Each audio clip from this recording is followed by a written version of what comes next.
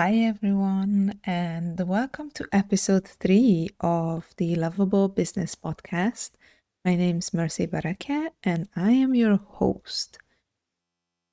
Today, I'm here with another solo episode. And the topic that I brought to you today is this idea that not all customers are created equal unless you are purely driven by profit maximization, then you should really be mindful of who you take on as a customer and be very picky about your customers, because working with the wrong ones can have seriously damaging impacts on both you personally and your business.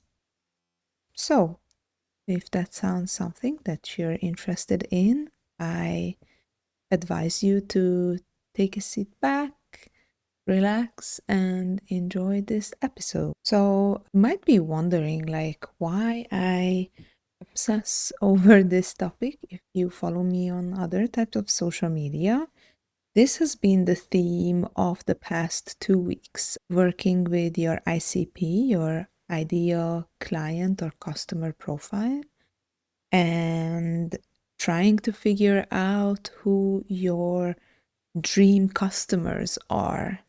Well, one of the reasons why I think it's really important to almost ruminate over this topic is because you will always try to fit yourself into so many different molds when you're trying to work with customers. Even though your offer, whether it's a product or a service, the way you position your offer will always going to be slightly different depending on the person. And that is a challenge that is a perfect recipe for madness and failure, because you really cannot just push yourself into hundreds of different molds.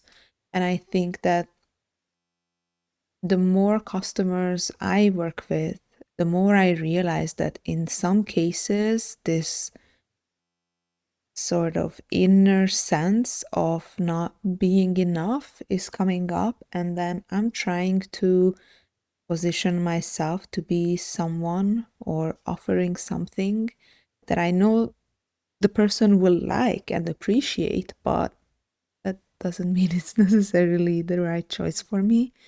So it's a really tough situation. And the reason why I say it is a recipe for disaster is because you will end up being confused on what you're even doing and what you're selling and what your positioning is. I work with a lot of wonderfully talented ladies who run luxury press on businesses. So they basically make press on nails at home. They are artists, and they are also trying to figure out who their ideal customers are. And I think because I see how some of them are still like they are probably in the business for the past 3-ish years, and they're still struggling because they know that one customer wants, I don't know, nails that are durable, so they have to focus on durability. And then another customer wants nails that are like in their very eccentric or specific style, so they have to focus on the style. And they keep getting lost in the, okay, if I am an artist and I'm gonna focus on sort of marketing my art more and focus less on the durability of the sets or whatever additional benefits this can have, they find themselves getting lost in sort of the noise and not being able to boil it down. And there, this is something that I've been through many times as well in my life. And what I learned is that it works best if you pick something and just stick with it for long enough to decide whether that's the right thing for you. You should never think like a huge corporation where basically they're just playing a numbers game on a very, very high level. At the beginning of my career, I worked at this FMCG company, fast moving consumer goods, called Procter and Gamble. So I worked at Procter and Gamble, and Procter and Gamble owns and manages some of the most well-known household brands like Ariel and Lenore or Fairy, Pampers. You get the drill. When you work in a corporation like that, you have sales for each category, for each product at like in I don't know, in the range of millions of pieces, right, per month.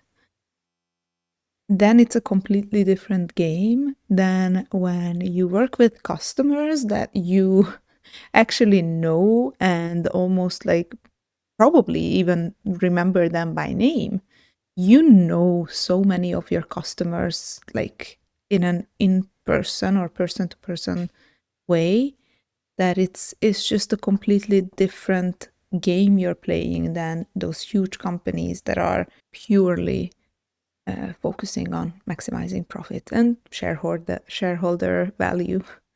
What will set you apart essentially is that your business is more human. And if your business is more human, then it also means that it will take a lot more energy from you to run the business and to please your customers and to listen to your customers, because a customer's role in your business is not purely to give you money, to take your product or take your service and give you money.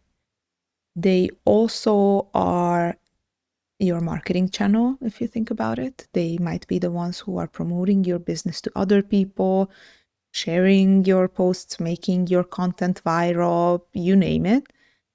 They're the ones that are giving you feedback.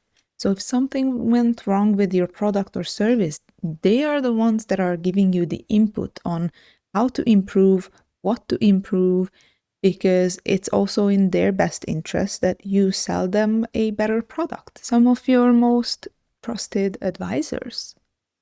I always had clients when whichever business I was running or part of, with who I felt a sense of camaraderie almost, that we could sit down and have a very personal conversation. So they could give me a lot more insight into their world. And by extension of this, I could understand my market more. I could understand what they need, what else they need. And that also helped me create additional services or products that I could go back to them and sell. So they are helping you grow your business in more ways than you imagine. So I really think that if you're a small business, your number one task would be to be obsessed with your customers.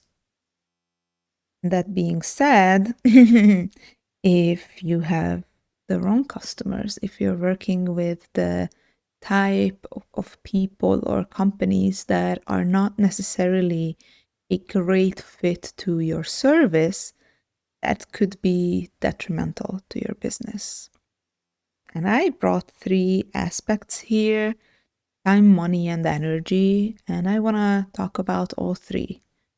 So when it comes to time, I'm going to give you something like super groundbreaking. We have limited amount of time on this earth in this life. And if you work with the wrong customers, you will end up putting your time into the wrong place, basically. And that means that you cannot use that time to work with the customers who would be able to improve your business and improve you as a person and give you more insights and more whatever. If we think of again the press on businesses that I talked about, let's say a set of press on nails costs $75. Of course, if you sell it to the right customer and to the wrong customer, it's $75, $75. But then what you do with that money at the end of the day is you reinvest part of it into your business. And if you get feedback or you build on feedback from the wrong customer, it means you're putting money towards the wrong things because you're trying to please someone who is not even, a good fit to your business to begin with. So they're diverting they're changing your direction into a place or into a new version of your business that you might end up hating because that's not the type of people you want to serve. That's not the type of business you want to make. You listened to advice just simply from the wrong people. And then the third aspect is energy. And this is something that I started really working with on a more serious level, if I can say that. I loved discrediting or undermining the importance of energy when it comes to work. I always thought of energy as something that I can rely on in my private life, but when it comes to business, business is business, no emotions almost, like this very toxic way of thinking about business. But I realized that if you simply work with the wrong people, they would put your energy into like a mode of deficiency. And let me take a sip of coffee because this is a very chill conversation we're having here. So basically, some of the customers who, by definition, are not a great fit for your company can end up draining you so much that you will not have the energy to work with the customers that you love and that you would want to spend your time with, and they give you good vibes.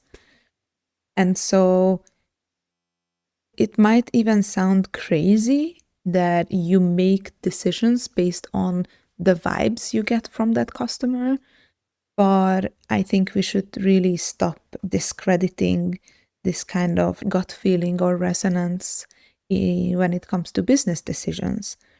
Because at the end of the day, what we're trying to do here is build businesses that we love and that we can continue loving in a sustainable way.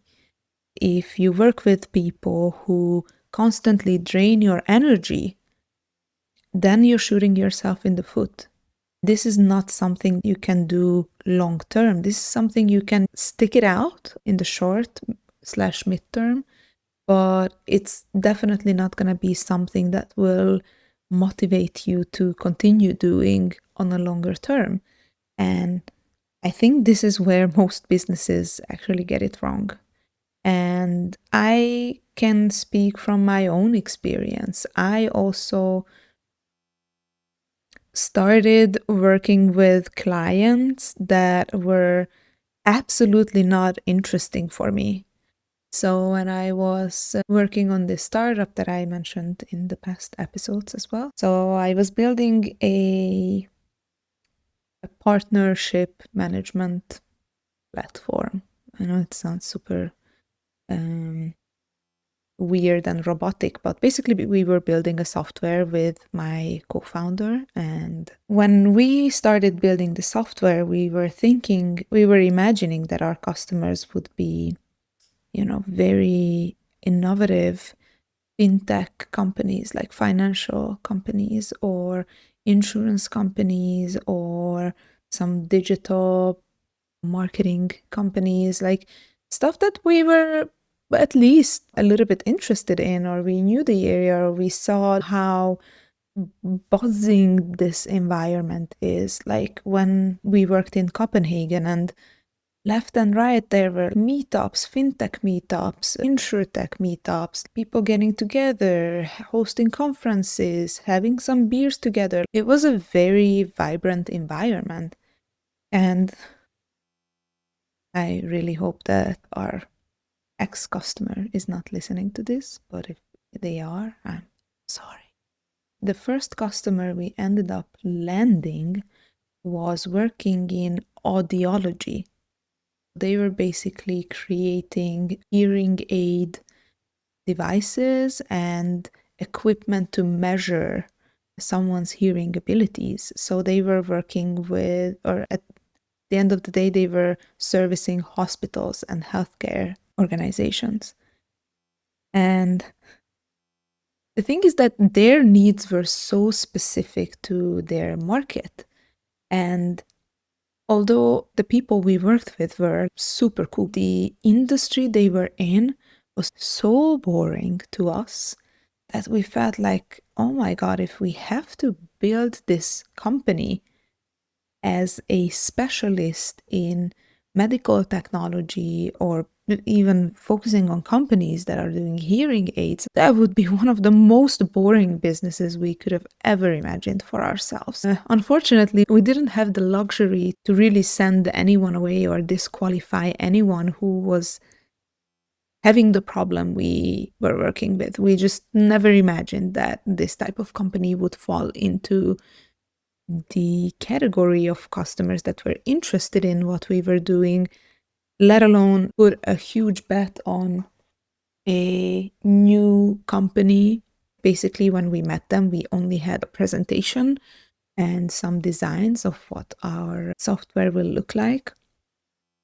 But the point I'm trying to make is that just the idea of having to then take their feedback and improve our platform based on their desires or their needs made both me and, if I can talk on behalf of my ex-co-founder, I think him as well, so uncomfortable, because we realized this is a business we would be doing because we accidentally stumbled upon a very interesting or very specific niche who have the money to solve this problem and who are willing to work with us. But at the same time, like, we had zero interest in learning more about their domain. So this was just a very long-winged way of saying that, yeah, sometimes the customers you work with, you have to be ruthless and you have to disqualify them sometimes. And one of the really good ways to do this is basically refer them to someone else. If you feel like there's a mismatch between you and the customer, like, you should never take this personal, because it is just simply what it is. And I want to believe that people, to begin with, have good intentions. So they're not out there to get you, yet still buy your products. But I know in many businesses it's quite possible to have some of your competitors as allies. If you feel like some customer is not for you necessarily, but could be benefiting from someone else, then you send them over there and refer them to this other provider. All right. And now I just want to talk briefly about what happens when you do land the right customers and you start working with really your dream clients. And again, I want to talk about 3 aspects, which is going to be time, money, and energy, and just give you an idea of how different it is to work with the right people. So when it comes to time and working with the right customer, your dream customer, time as a linear thing seems to stop existing. And I can only compare this to being in a state of flow when you work with these people. Because even if it's, let's say, a customer service case, so like they have a problem and they're reporting it to you and you're having a conversation, but if they are the right customer for you, that's going to feel like something worth putting your time in and getting a very high return on your investment. So if you're solving such customer's problem and it takes you 10 minutes, you might think about this as, oh, wow, I'm so happy I managed to solve this in 10 minutes and it feels like I saved myself hours of work in the future. So when it comes to time, you just feel like it was, so when it comes to time, it's just going to feel like it was time well spent on them. When it comes to the money aspect, I feel that getting paid by your dream clients can have such an ecstatic feeling because you feel this sense of really hitting the nail on the head. And if you're working with your dream client and you're solving their problem, it can give you really such a beautiful feeling that you are fulfilling a purpose and your contribution to society is something meaningful. And I believe that this is something that you should always consider when you run a business, that not every dollar will feel the same to you. And when you get a dollar from the customer that you feel you want to service, that's going to feel so differently than getting money from someone that you feel like, oh, just get out of it. Let's just get it over with. Let's have this transaction and forget each other. I actually noticed that when I work with someone who I feel is really my dream client, like I have to constantly silence my inner enthusiast who wants to offer them things for free. And, sometimes I manage, sometimes I don't. So if I ever offered you something for free and we work together, then know that you are someone who really resonates and hits a chord with me, and you're probably one of my dream customers. Okay, and then let's talk about the third and last perspective or aspect, which is energy. I know that when I work with the right clients, even if I have a low or crappy day, they make me feel so much better because I work as a coach. I usually get energized as soon as they enter the meeting, and I feel that when we're finished, my day just got exponentially better. And so for me, having the right clients and trying to aim for working with your dream clients is 100% a way to also psychologically trick yourself into feeling that doing the business you're doing is actually a positive thing. And I know this sounds so silly, but I think we tend to say, enough is enough because we just have way too many negative connotations to what we're doing. And that can be your job, that can be your business, that can be a relationship. So when you basically engineer your business in a way that it gives you good vibes and good energy, and like net, if you consider everything you put in and everything you take out or everything it takes away from you, if that equation is still positive, the business energizes you, then you're just going to keep doing it no matter what, because that energy will also fuel your creativity. It's going to fuel your interest in finding new ways to make it work. Or you might not completely give up on this business. You might just scale down because it's still something that will keep adding to your life. So, this is sort of the wisdom, the daily wisdom that I wanted to leave you with. If you're interested in exploring this topic more, first of all, you can always book me for a sort of like discovery or getting to know each other call for free. And also check out my YouTube video on this topic, where I also attached a worksheet that you can walk through with me in the video, where you fill it out to try to understand who your dream client is and who's that person or persona whose problems you are really interested in solving. And I think that would make your business infinitely better. Thank you for listening to me today, and I will see you in the next one. Bye and take care.